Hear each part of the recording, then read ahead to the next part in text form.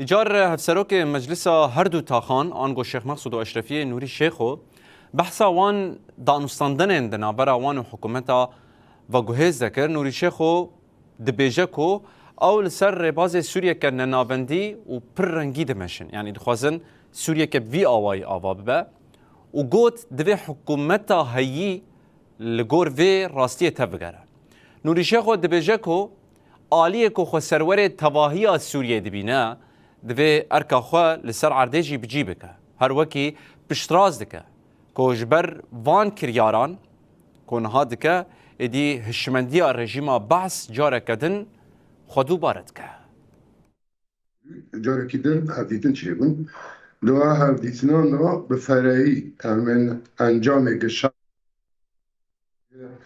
و همین تاخیجی چواد بر خداییه همین دویه دو نقاشک فراود کرد نا گروهیشی همین هر دو طرف قد هاف جویان ها همین ده حلق دا گیشتن بریارکی هاف باش جبو همین اف بسکریک بیار جاره بدن چه ندن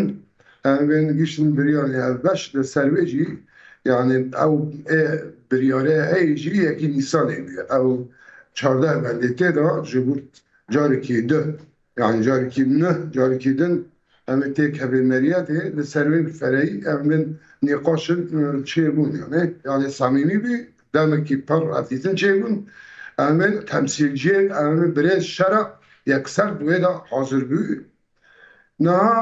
rasti خواهم işaret edelim sernıfta ki نه حکومت دخوازه هنه چراسری ها دیار بده یعنی دیری نیزلوین و پرسکریک جور ترابن جبرگ حکومت همی کسی بهتر حاجته استقراره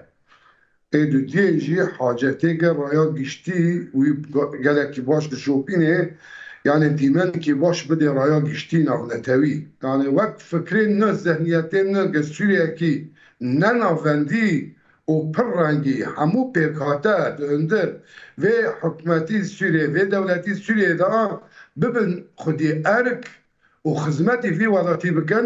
امن سروی ربازه دمشن ام ربازه مایه او شیوه خبات تکشونه مایه گرده دبی از حکومت که گشتی سوریه ما دبی که دبا پینگاونا یک لپی یکی باویجه برویجی ایراده وی گلی که خورده aynen ذهنیت بحثیان حالا ملمتی نشاندن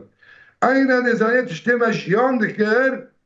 13 سال مجیان کریه نه ام روزانه ve مجیان دکن yani ام فرق وجوداتی چه تکنی گر او ذهنیت و فکر لسر و امین هر دو تاخان دور پیچه yani ام مجبوریم ببین yani ذهنیتی بحثیان نهاتی گوراندن هی رادیکالتر جوه آتی سر عرده ام جدبید دولت حق